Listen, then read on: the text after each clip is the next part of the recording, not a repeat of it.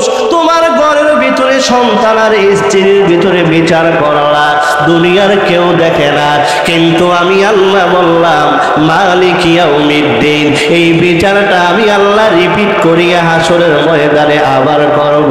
সমাজের ভিতরে জুলুম করিয়া আপনার উপরে বিচার চাপায়া দিল, আল্লাহ বলে টেনশন করিয়া লাভ নাই, এই দুনিয়ায় জুলুম সহ্য করিয়া যাও, কিন্তু আমি আল্লাহ তাআলা এই বিচারটা আবার রিপিট করব। ওখানে কোনো সন্ত্রাসী চলবে না, ওখানে কোনো চাঁদাবাজি চলবে না, ওখানে শাসন চলবে একজনের, তিনি কে?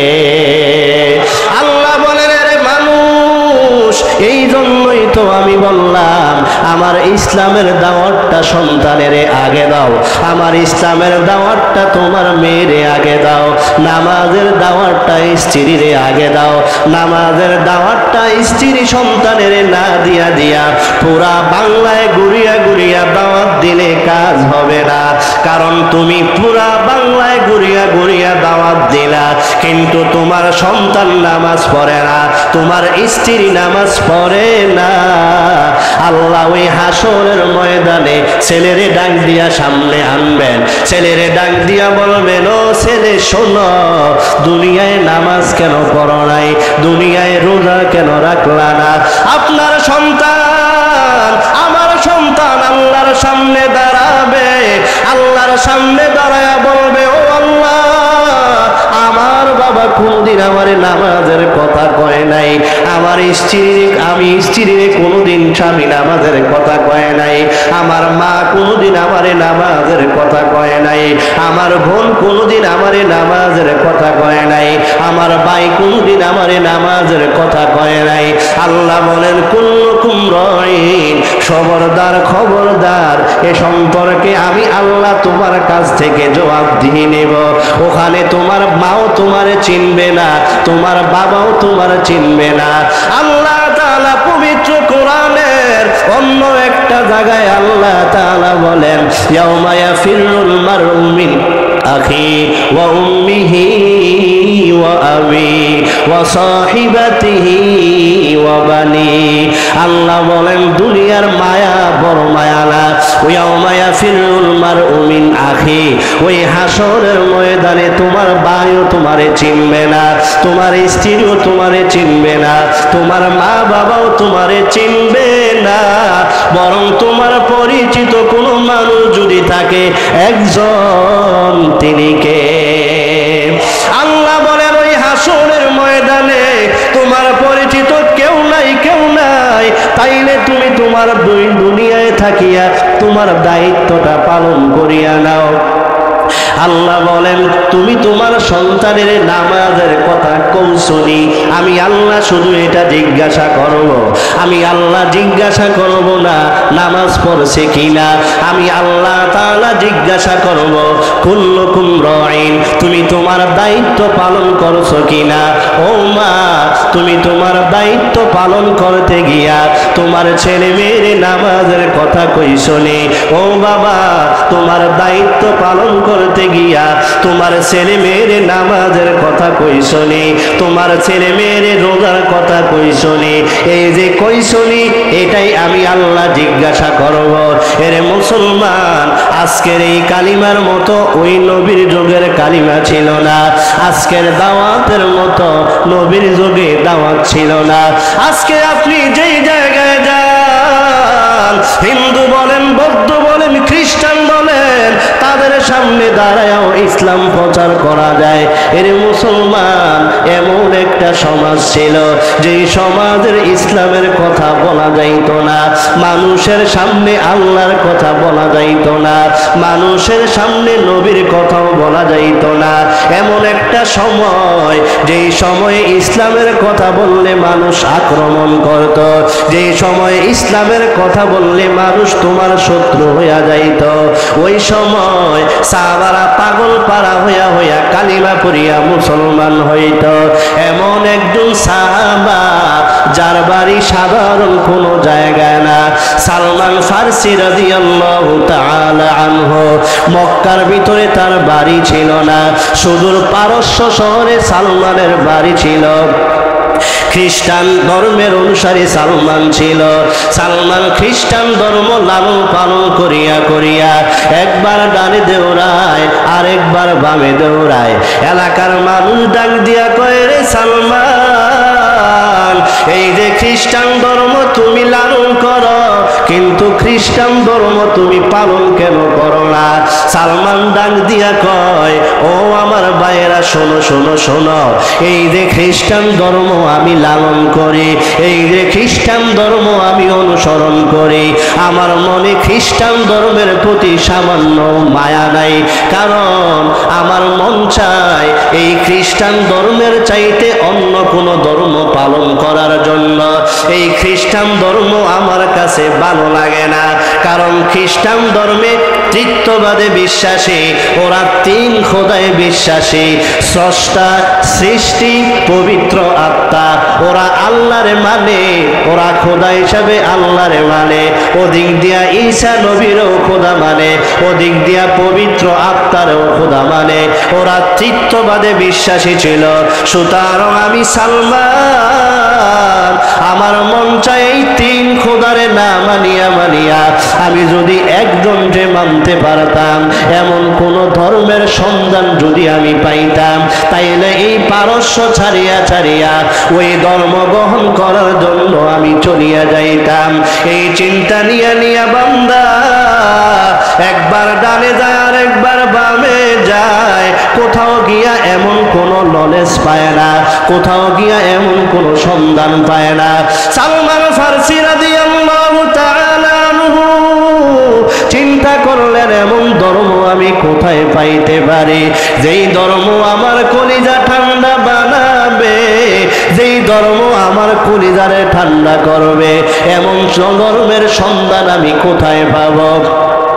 তারা তাদের বন্ধুদেরকে জিজ্ঞাসা করে, দুনিয়ায় এমন কোন ধর্ম আসেনি যেই ধর্মটার ভিতরে শান্তির অভাব নাই, যেই ধর্মের ভিতরে এক আল্লাহরে বিশ্বাস করে। বন্ধুরা ডাক দিয়া বলে, রে সালমান, যেই কথা একবার জবান দিয়া বার করছ, জীবনে আর এই জবান দিয়া এই কথা আর বার করিও না। এভাবে তিনি নিরুপায় হইয়া হইয়া রাস্তায় ঘুরতেছে। মনে মনে চিন্তা করলেন, আমি এমন শান্তির ধর্মের সন্ধান কোথায় পাব, আমি এত মায়ার ধর্মের সন্ধান কোথায় পাব? চিন্তা করিয়া করিয়া খ্রিস্টান ধর্মের একজন আলেম পাদ্রীর কাছে সালমান চলিয়া গেলেন।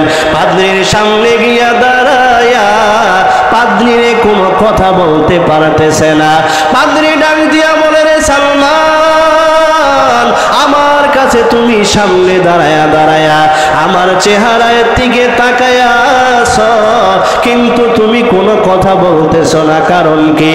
সালমান ডাক দিয়া বলে, রে ও খ্রিস্টান পাদ্রী, শোনো, আমি এমন একটা ধর্মের সন্ধান চাই যেই ধর্মটা দুনিয়ার শান্তির ধর্ম হবে, যেই ধর্মের ভিতরে কোনো মারামারি থাকবে না, যেই ধর্মের ভিতরে কোনো কাটাকাটি থাকবে না, যেই ধর্মের ভিতরে একজন খোদারে বিশ্বাস করবে, এমন কোন ধর্মের সন্ধান আপনি দিবেন কিনা? পাদ্রী ডাক দিয়া বলে, রে সালমান, এমন কথা একবার বলছ, দ্বিতীয়বার আর কোনোদিন এমন কথা বলিও না। সালমান ডাক দিয়া বলে, ও পাদ্রী, শোনো, আমি আমার বন্ধুর কাছে এমন ধর্মের তালাশে গেলাম, আমার বন্ধু এমন ধর্মের তালাশ দেয় নাই, আমি নিরুপায় হইয়া তোমার সামনে দাঁড়াইলাম। এবার ওই পাদ্রী ডাক দিয়া বলে, হাজার হাজার মানুষ থাকার পরেও তুমি আমার কাছে কেমনে আসলা, আমার সামনে কেন দাঁড়াইলা? আর এলাকার কোনো মানুষ যদি বলে পাদ্রী অন্য ধর্মের তালাশ দেয়, তাইলে আমারও অস্তিত্ব থাকবে না, আমারও পাদ্রীগিরি থাকবে না।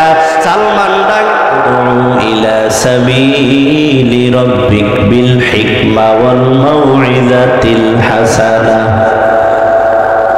উদউ, তোমরা ডাক দাও, আহ্বান করো, ডেকে আনো, ইলা সাবিলি রাব্বিক, তোমার রবের রাস্তার দিকে, তোমার আল্লাহর দিকে ডাকো, আহ্বান করো, বিল হিকমা, হিকমতের সহিত, ওয়াল মাউইযাতিল হাসানা, সুন্দর সুন্দর কথা দিয়া আল্লাহর দিকে মানুষকে আহ্বান করো। কথাটা আমার না আল্লাহ?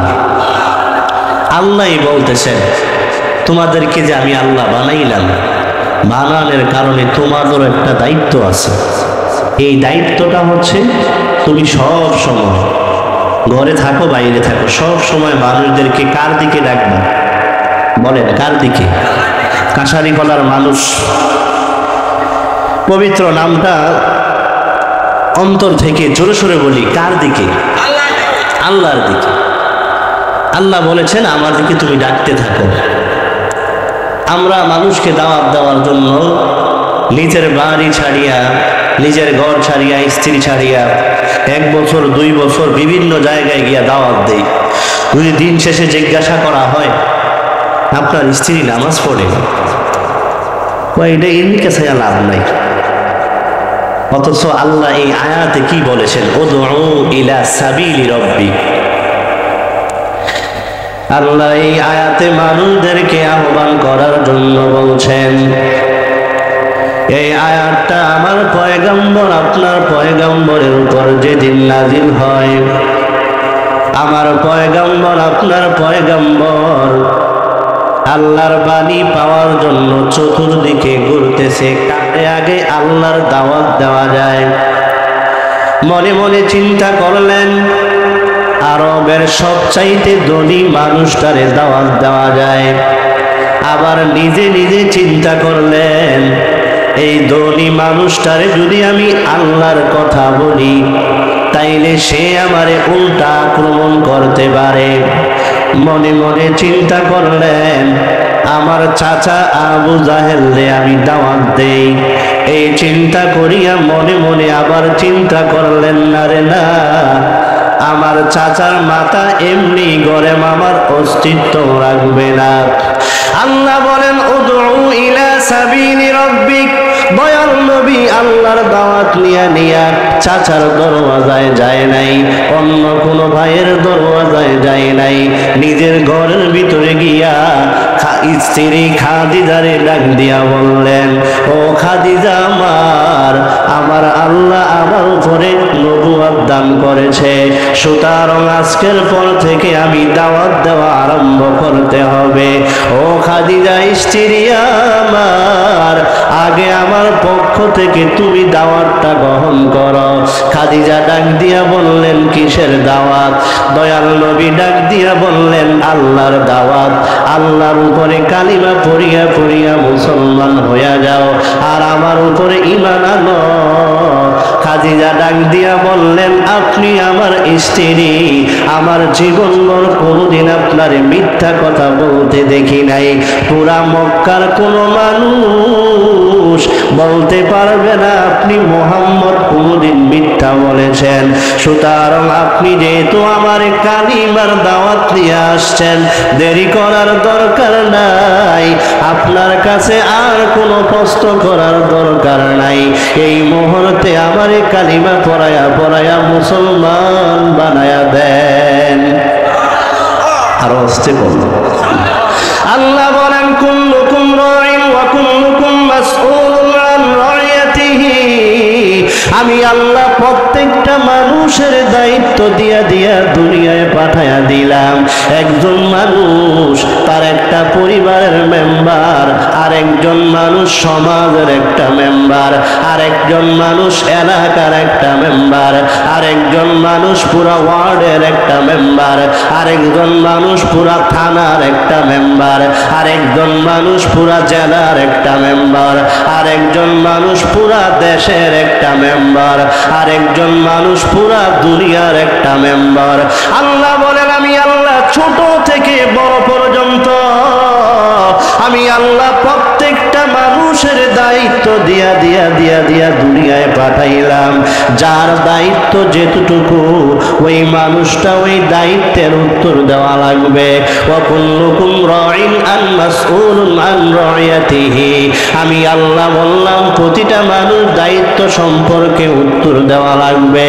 যারে আমি আল্লাহ পরিবারের মেম্বার বানাইলাম সে তার পরিবারের মেম্বারদের জবাব দেওয়া লাগবে। যারে আমি আল্লাহ এলাকার মেম্বার বানাই বানাইলাম, ওই বান্দা ওই এলাকার দায়িত্বের কথা জবাব দেওয়া লাগবে। যারে আমি আল্লাহ ইউনিয়নের মেম্বার বানাইলাম, সে পুরা ইউনিয়নের দায়িত্ব সম্পর্কে জবাব দেওয়া লাগবে। যারে আমি আল্লাহ পুরা থানার একটা মেম্বার বানাইলাম, সে পুরা একটা থানার জবাবদিহি করতে হবে। যারে আমি আল্লাহ পুরা দেশের একটা মেম্বার বানাইলাম, তারে আমি আল্লাহর কাছে ওই বান্দারে জবাব দিতে হবে। এই জবাবটা দুনিয়ার কেউ নিবে না, বরং এই জবাবটা নিবে কে? জোরে বলেন।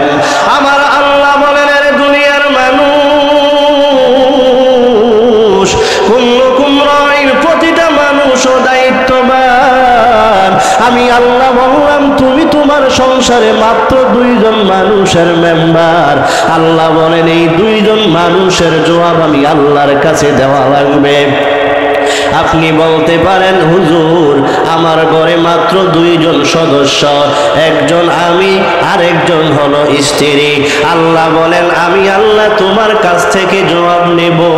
তুমি তোমার আল্লাহর দাওয়াতটা স্ত্রীরে দিছনি, তুমি তোমার আল্লাহর দাওয়াতটা সন্তানের দিছনি, তুমি তোমার আল্লাহর দাওয়াতটা মা বাবারে দিছনি, তুমি তোমার আল্লাহর দাওয়াতটা সমাজের মানুষের কাছে দিছনি।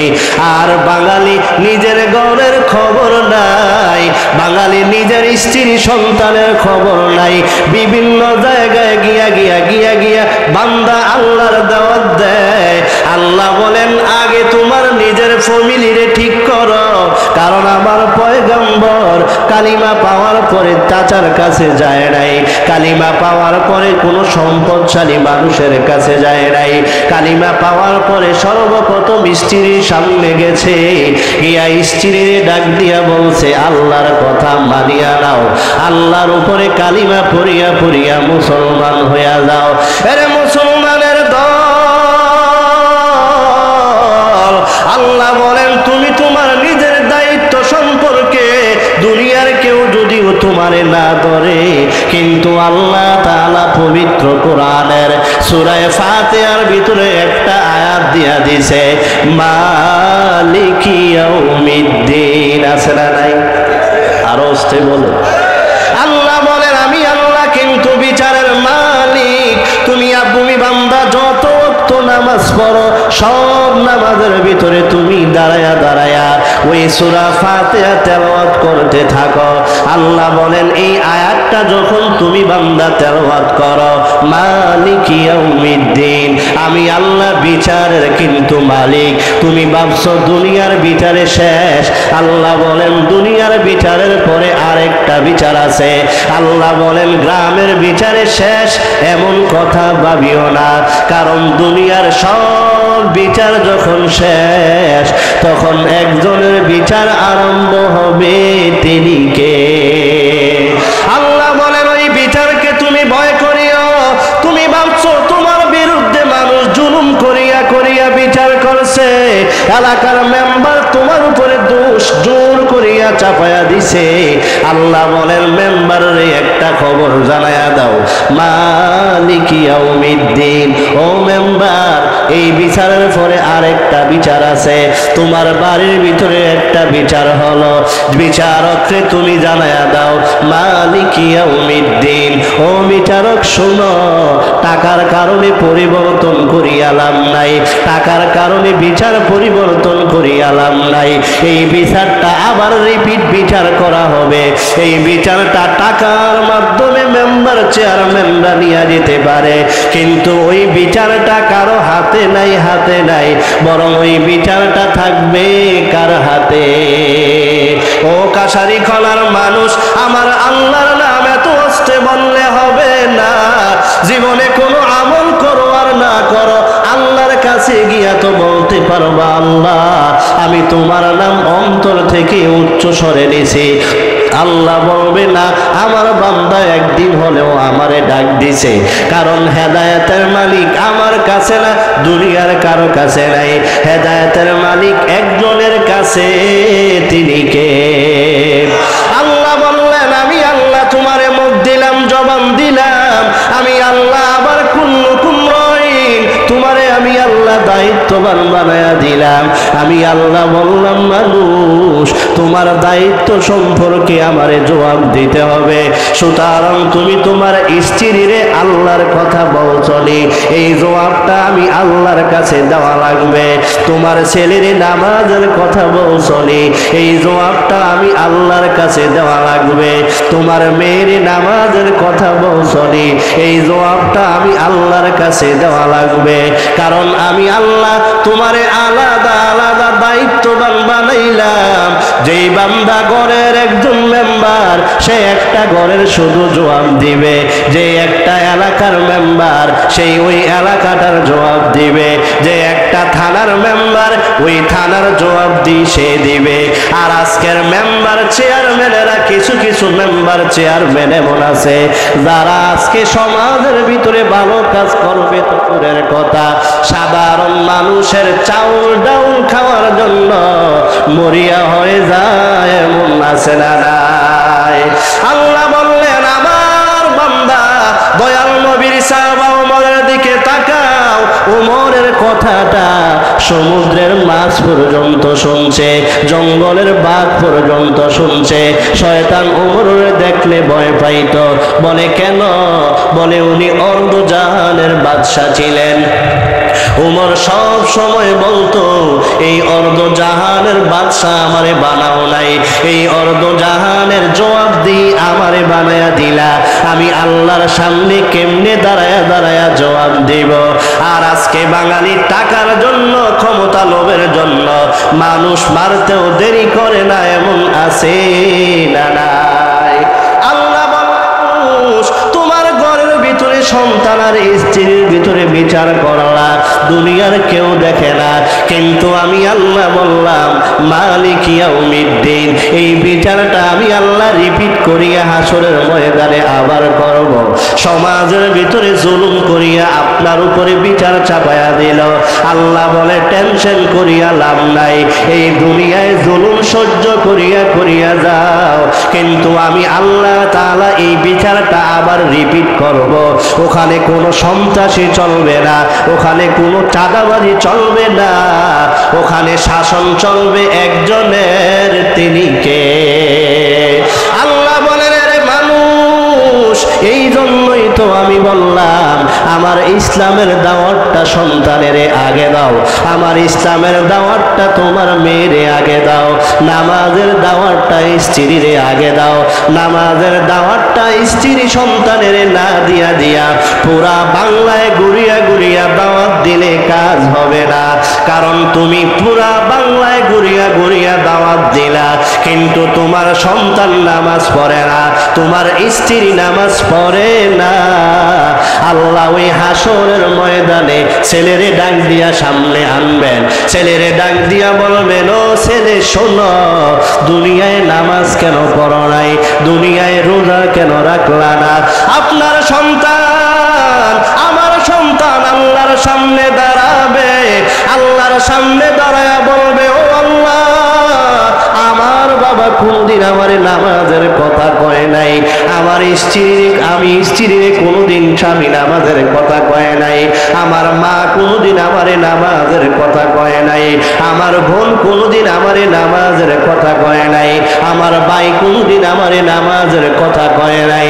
আল্লাহ বলেন, কুল্লুকুম রাইন, খবরদার খবরদার, এ সম্পর্কে আমি আল্লাহ তোমার কাছ থেকে জবাব দিয়ে নেব। ওখানে তোমার মাও তোমারে চিনবে না, তোমার বাবাও তোমার চিনবে না। আল্লাহ তাআলা পবিত্র কোরআনের অন্য একটা জায়গায় আল্লাহ তাআলা বলেন, ইয়াউমা ইয়াফিরুল মারউ মিন আখি ওয়া উম্মিহি ওয়া আবি ওয়া সাহিবাতিহি ওয়া বানি। আল্লাহ বলেন, দুনিয়ার মায়া বড় মায়া না। ইয়াউমা ইয়াফিরুল মারউ মিন আখি, ওই হাসরের ময়দানে তোমার ভাইও তোমারে চিনবে না, তোমার স্ত্রীও তোমারে চিনবে না, তোমার মা বাবাও তোমারে চিনবে না, বরং তোমার পরিচিত কোনো মানুষ যদি থাকে, একজন, তিনি কে?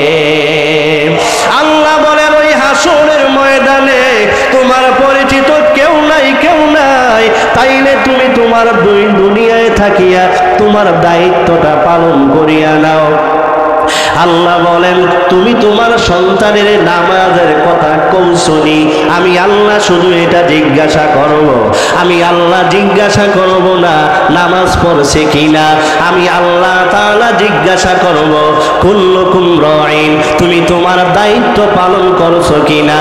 ও মা, তুমি তোমার দায়িত্ব পালন করতে গিয়া তোমার ছেলে মেয়ের নামাজের কথা কইছনি। ও বাবা, তোমার দায়িত্ব পালন করতে গিয়া তোমার ছেলে মেয়ের নামাজের কথা কইছনি, তোমার ছেলে মেয়ের রোজার কথা কইছনি। এই যে কইছনি, এটাই আমি আল্লাহ জিজ্ঞাসা করব। এরে মুসলমান, আজকের এই কালিমার মতো ওই নবীর যুগের কালিমা ছিল না, আজকের দাওয়াতের মতো নবীর যুগে দাওয়াত ছিল না। আজকে আপনি যেই জায়গায় যান, হিন্দু বলেন, বৌদ্ধ বলেন, খ্রিস্টান বলেন, তাদের সামনে দাঁড়ায়ও ইসলাম প্রচার করা যায়। এর মুসলমান, এমন একটা সমাজ ছিল যেই সমাজের ইসলামের কথা বলা যাইত না, মানুষের সামনে আল্লাহর কথা বলা যাইত না, মানুষের সামনে নবীর কথাও বলা যাইত না। এমন একটা সময়, যেই সময়ে ইসলামের কথা বললে মানুষ আক্রমণ করত, যেই সময়ে ইসলামের কথা বললে মানুষ তোমার শত্রু হইয়া যাইত। ওই সময় সাহাবারা পাগল পারা হইয়া হইয়া কালিমা পড়িয়া মুসলমান হইত। এমন একজন সাহাবা যার বাড়ি সাধারণ কোনো জায়গায় না, সালমান ফারসি রাদিয়াল্লাহু তাআলা আনহু। মক্কার ভিতরে তার বাড়ি ছিল না, সুদূর পারস্য শহরে সালমানের বাড়ি ছিল। খ্রিস্টান ধর্মের অনুসারী সালমান ছিল। সালমান খ্রিস্টান ধর্ম লালন পালন করিয়া করিয়া একবার ডানে দৌড়ায়, আরেকবার বামে দৌড়ায়। এলাকার মানুষ ডাক দিয়া কয়, রে সালমান, এই যে খ্রিস্টান ধর্ম তুমি লালন করো, কিন্তু খ্রিস্টান ধর্ম তুমি পালন কেন করো না? সালমান ডাক দিয়া কয়, ও আমার ভাইয়েরা, শোনো শোনো শোনো, এই যে খ্রিস্টান ধর্ম আমি লালন করি, এই যে খ্রিস্টান ধর্ম আমি অনুসরণ করি, আমার মনে খ্রিস্টান ধর্মের প্রতি সামান্য মায়া নাই। কারণ আমার মন চায় এই খ্রিস্টান ধর্মের চাইতে অন্য কোনো ধর্ম পালন করার জন্য। এই খ্রিস্টান ধর্ম আমার কাছে ভালো লাগে না, কারণ খ্রিস্টান ধর্মে তৃত্ববাদে বিশ্বাসী, ওরা তিন খোদায় বিশ্বাসী, স্রষ্টা, সৃষ্টি, পবিত্র আত্মা। ওরা আল্লাহরে মানে, ওরা খোদা হিসাবে আল্লাহরে মানে, ওদিক দিয়া ঈসা নবীরও খোদা মানে, ওদিক দিয়া পবিত্র আত্মারও খোদা মানে। ওরা তৃত্ববাদে বিশ্বাসী ছিল। সুতরাং আমি সালমান, আমার মন চাই এই তিন খোদারে না মানিয়া মানিয়া আমি যদি একজনকে মানতে পারতাম, এমন কোন ধর্মের সন্ধান যদি আমি পাইতাম, তাইলে এই পারস্য ছাড়িয়া ছাড়িয়া ওই ধর্ম গ্রহণ করার জন্য আমি চলিয়া যাইতাম। এই চিন্তা নিয়া নিয়া বান্দা একবার ডানে যায় আর একবার বামে যায়, কোথাও গিয়া এমন কোন নলেজ পায় না, কোথাও গিয়া এমন কোন সন্ধান পায় না। সালমান ফারসি রাদিয়াল্লাহু তাআলা আনহু চিন্তা করলেন, এমন ধর্ম আমি কোথায় পাইতে পারি যেই ধর্ম আমার কলিজা ঠান্ডা বানাবে, যেই ধর্ম আমার কলিজারে ঠান্ডা করবে, এমন ধর্মের সন্ধান আমি কোথায় পাবো? তারা তাদের বন্ধুদেরকে জিজ্ঞাসা করে, দুনিয়ায় এমন কোন ধর্ম আসেনি যেই ধর্মটার ভিতরে শান্তির অভাব নাই, যেই ধর্মের ভিতরে এক আল্লাহরে বিশ্বাস করে।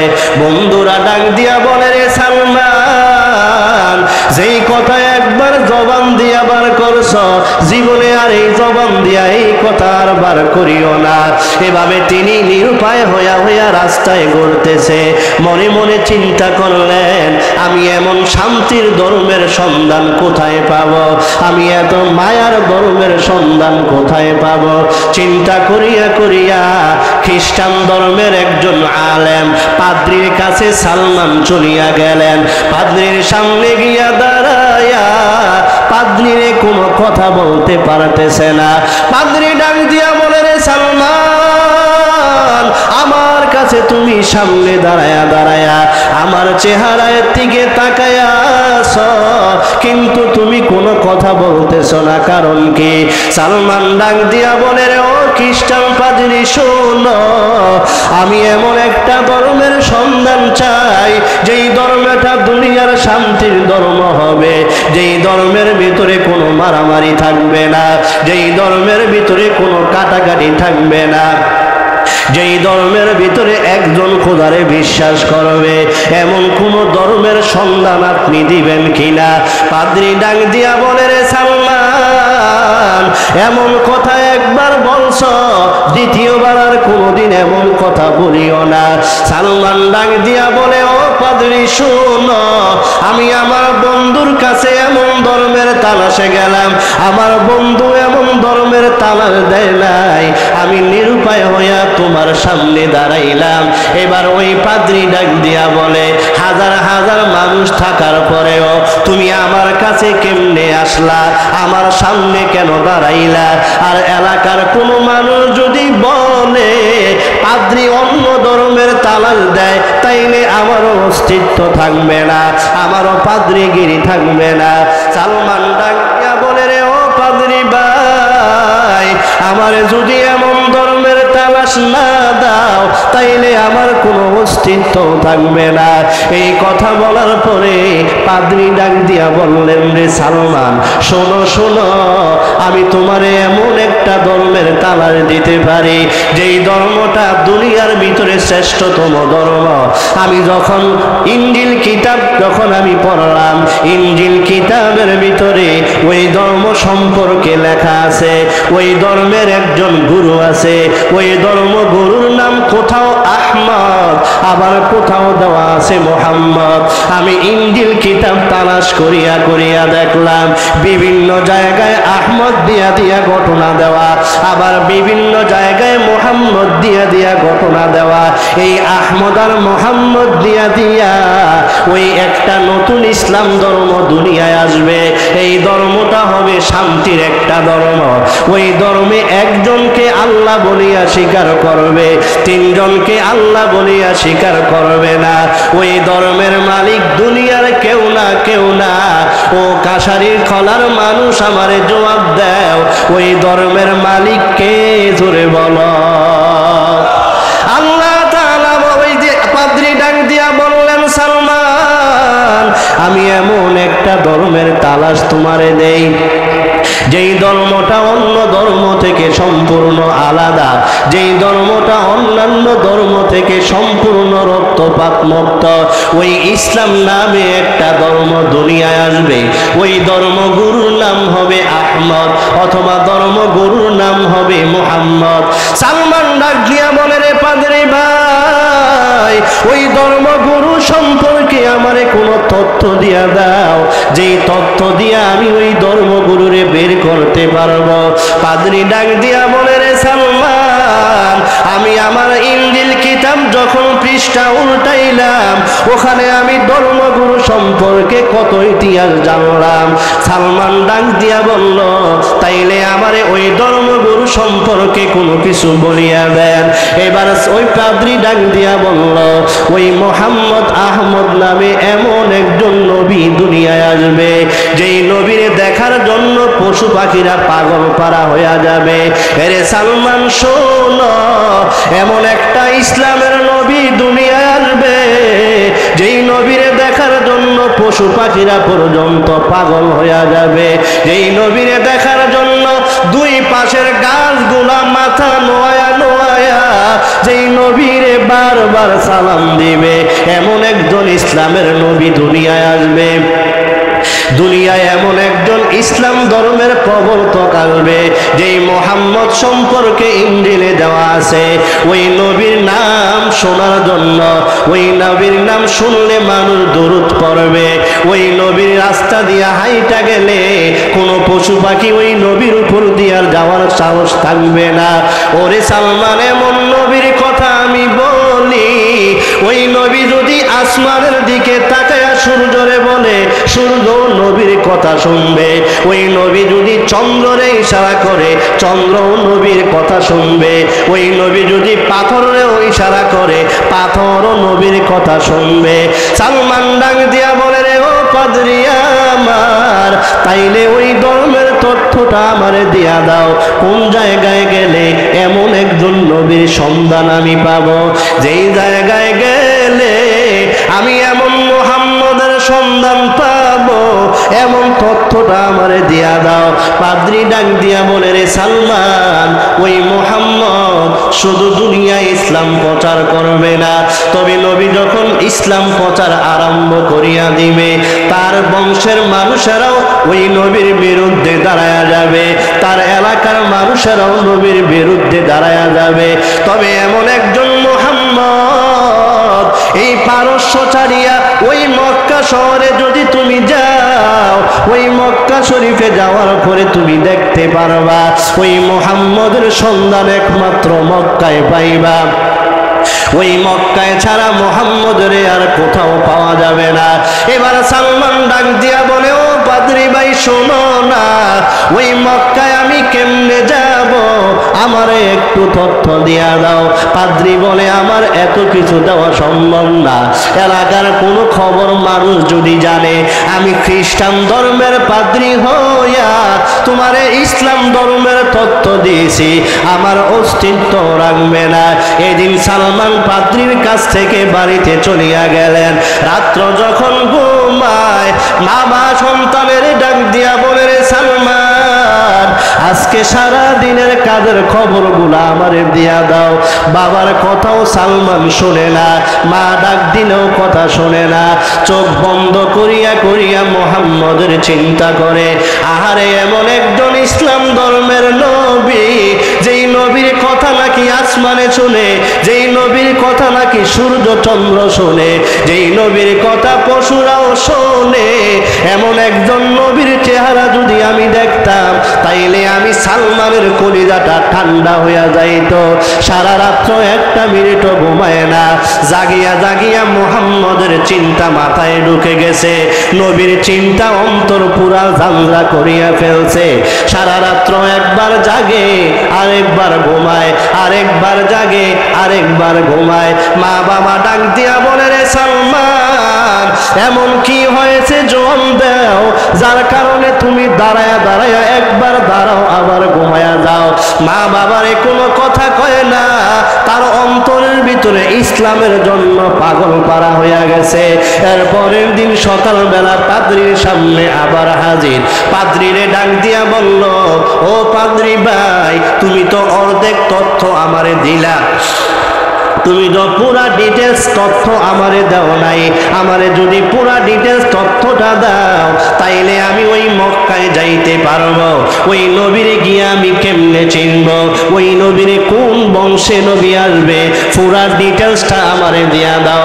পাদ্রী ডাক দিয়া বলল, রে সালমান, ওই মুহাম্মদের ভালোবাসা দেখার আগেও তুমি পাগল, না জানি তুমি দেখলে কি করবা। সালমান ডাক দিয়া বলল, আমারে তথ্য দেন। পাদ্রী ডাক দিয়া বলল, তুমি তো মক্কায় সরাসরি যেতে পারবা না, এখনের মতো উড়োজাহাজের কোনো রাস্তা নাই, এখনের মতো গাড়ির কোনো রাস্তা নাই। তখন সবচেয়ে বড় গাড়ি হলো ওট, ওট ছাড়া পাহাড় দিয়া চলা সম্ভব ছিল না। পাদ্রী ডাক দিয়া বলে, রে সালমান, ওই মক্কা শহর তুমি চিনবা না, তবে ওই মক্কা থেকে ব্যবসায়ী লোকেরা ওই সিরিয়া জমিনের ভিতরে আসে, সিরিয়ায় ব্যবসার কাজের জন্য ওরা আসে। তুমি যদি সামান্য টাকা পয়সা নাও, ওই সিরিয়ার ব্যবসায়ীকের হাতে যদি দাও, তাইলে ওই ব্যবসায়ীকেরা তোমার সাথে নিয়ে নিয়ে মক্কায় নিয়ে যাবে, নাইলে তুমি যাওয়া সম্ভব না। এবার তার বাবার কাছে গিয়া ডাক দিয়া বলে, ও বাবা আমার, আমি তো তোমার সন্তান, আমি তো তোমার সম্পদ থেকে ভাগ পাবো, তাইলে আমার ভাগটা আমারে দিয়া দাও। বাবা ডাক দিয়া বলো, আমি এখনো দুনিয়ায় আছি, আমার কাছ থেকে তুমি বন্টন কেন চাইতেছ? সালমান ডাক দিয়া বলল, বাবা, আমি খ্রিস্টান ধর্মের একজন অনুসারী, আমার মনে আরেকটা ধর্মের তথ্য ঢুকিয়া গেছে আমি মক্কায় যাওয়া লাগবে, মক্কায় না যাওয়া পর্যন্ত কলিজা আমার ঠান্ডা হবে না। বাবা ডাক দিয়া বলল, সালমান যাও, অমুক জায়গার সম্পদ বিক্রি করিয়া রিয়াল নিয়ে যাও। এবার সালমান সামান্য কিছু জীবনের যত সম্পদ আছে সব রিয়ালগুলো একসাথে নিয়া ওই সিরিয়ার জমিনে গিয়া মক্কায় ব্যবসায়ীদেরকে সামনে দাঁড়াইয়া গেল। ব্যবসায়ীদেরকে ডাক দিয়া বলল, ও মক্কার ব্যবসায়িক ভাইয়েরা, আমার যদি তোমরা মক্কায় নিয়ে যাও তাইলে আমার এই যত রিয়াল আছে সবগুলো রিয়াল তোমাদেরকে দিয়া দেব। মক্কার ব্যবসায়িকদের মতলব খারাপ। মক্কার ব্যবসায়ীকেরা ডাক দিয়া বলল, তুমি মক্কায় কি জন্য যাইবা? কারণ ওই সময় ইহুদি নাসারা খ্রিস্টানরা মক্কায় মানুষদেরকে বেশি নিত না, কারণ মক্কার ভিতরে দুনিয়ার কারো ঘর না, মক্কার ভিতরে আছে কারো ঘর। জোরে বলেন, ওই আল্লাহর ঘর যাতে দুনিয়ার মানুষ দেখতে না পারে, এই জন্য মক্কার ইহুদি খ্রিস্টানরা অন্য দেশ থেকে মক্কায় মানুষ নিত না। কিন্তু সালমান এত পরিমাণ বেশি সম্পদ দেওয়ার কারণে ব্যবসায়িকদের শরীরে লোভ চলে আসছে। চিন্তা করলো এই সম্পদগুলো আমরা নিয়ে যাব, আর মক্কায় প্রবেশ করার পরে সালমান রে আমরা একজন দাস হিসাবে অন্য একটা মালিকের কাছে বিক্রি করিয়া দিব। ব্যবসায়িকদের অন্তরে এমন ভাবনা নিয়া সালমান রে ডাক দিয়া বলল, ও সালমান, এভাবে খালি হাতে মক্কায় যাওয়া লাগবে না, তোমার কাপড় চোপড় যা আছে সব নিয়ে আমাদের সামনে দাঁড়ায়া যাও, আগামীকাল সকালে আমরা মক্কার উদ্দেশ্যে রওনা হব। সালমান মনের ভিতরে শান্তির অভাব নাই, কারণ সালমান ঘুমায় প্রতিটা কাকে মুহাম্মদের কথা চিন্তা করে। আরে আমি এমন মুহাম্মদের দেখতে যাইতেছি যেই মুহাম্মদের কথা আকাশ শুনে, জমিন শুনে, যেই মুহাম্মদের কথা আসমানের চন্দ্র পর্যন্ত শুনে, এই কথা চিন্তা করে আর সব টাকা ব্যবসায়ীদের হাতে দিয়া দেয়। ব্যবসায়ীকেরা সালমান নিয়ে এবার রওনা। সালমান রাদিয়াল্লাহু তাআলা আনহু একবার কাইক দেয়, আবার নবীর কথা চিন্তা করে আবার কাইক দেয়। এভাবে তারা সিরিয়া থেকে রওনা হইয়া একদিন 2 দিন লাগায়া 3 মাসে গিয়া মক্কার শহরে প্রবেশ করল। মক্কার শহরে প্রবেশ করার সূচনা লগ্নে এখন যেভাবে ব্যারিকেড দেওয়া আছে তখনও এভাবে ব্রেকেট দেওয়া ছিল। ওই ব্রেকেটের ভিতরে বাহিনীরা ডাক দিয়া বলল, এই মানুষটারে যদি মক্কায় আনো তাইলে এই মানুষটার বিনিময়ে আমাদেরকে টাকা দেওয়া লাগবে। ব্যবসায়ীকেরা ডাক দিয়া বলে, ও মক্কার মানুষ, এইটা আমরা কোনো সম্পদের জন্য টাকার জন্য আনি নাই, বরং এর দাস হিসাবে বিক্রি করার জন্য মক্কায় নিয়ে আসছি। সালমান ডাক দিয়া বলে, ও ব্যবসায়িক ভাই, আমার জীবনের সব টাকা পয়সা, আমার বাবার যত সম্পদ আছে এর ভিতরে আমার বন্টনগুলো নিয়ে আসছি। আমি দাসের কাজ করার জন্য না, আমি ইসলাম ধর্ম গ্রহণ করার জন্য এখানে আসছি। কিন্তু ইসলাম ধর্মের কথা তিনি কয় নাই, কারণ ইসলাম ধর্মের নাম শুনলে মক্কার বেঈমানেরা তারে মক্কায় ঢুকতে দিবে না। এই জন্য চুপচাপ তিনি মক্কায় প্রবেশ করলেন। ওই ব্যবসায়ীকেরা তারে দাল বানায়া অন্য একটা মালিকের বাড়িতে পাঠায়া দিল। সালমান চিন্তা করে, আমার মায়ের কথা মনে পড়ে, আমি আমার মারে সারিয়া, আমার বাবারে সারিয়া মুহাম্মদরে দেখার জন্য, আমার পরিবার সারিয়া নবীরে দেখার জন্য চলিয়া আসছি। আমার সব মায়া সারিয়া আমি ইসলামের মায়ায় মক্কায় চলিয়া আসছি। কিন্তু যেই বাড়িতে দাস হইয়া কাজ করতেছে ওই বাড়িতে মালিককে কোনো কথাই বলতে পারে না, কারণ ওই বাড়ির মালিকও ইহুদি গোত্রের মানুষ ছিল। সুতরাং ইহুদিরাও নবীর কথা শুনতে পারত না। হযরত সালমান ফারসি রাদিয়াল্লাহু তাআলা আনহু জীবন ঘুমাইতেছে, মাথার ভিতরে টেনশন বাড়তেছে, আহারে ইসলাম ধর্ম আমি কবে পাইব, আমার নবীর চেহারাটা আমি কবে দেখব। এভাবে 1 বছর 2 বছর 3 বছর দাস হিসাবে কাজ করলো। 3 বছর দাস হিসাবে কাজ করার পরে এবার বাড়ির মালিক ডাক দিয়া বলে, ও দাস আমার সালমান, তুমি এই মক্কা থেকে তোমার বাড়িতে যাইবানি। সালমান ডাক দিয়া বলে, ও মালিক আমার, আমি এই আরব শহরে মক্কা শহরে কোনো কাজের জন্য আসি নাই, আমার বাড়িতে টাকার অভাব নাই, বাবার সম্পদের অভাব নাই। মালিক ডাক দিয়া বলো, ও দাস আমার, তাইলে এই মক্কায় তুমি কি কাজের জন্য আসলা? সালমান নিরুপায় হইয়া মালিককে ডাক দিয়া বলল, ও মালিক আমার, এই মক্কা শহরে নাকি ইসলাম ধর্ম আবির্ভাব হবে, ওই ইসলাম ধর্মের একজন গুরু নাকি আছে, ওই ইসলাম ধর্মের একজন নবী নাকি আছে, যার চেহারাটা নাকি আসমানের চাঁদের থেকে আরো সুন্দর, যার চেহারাটা নারায়ে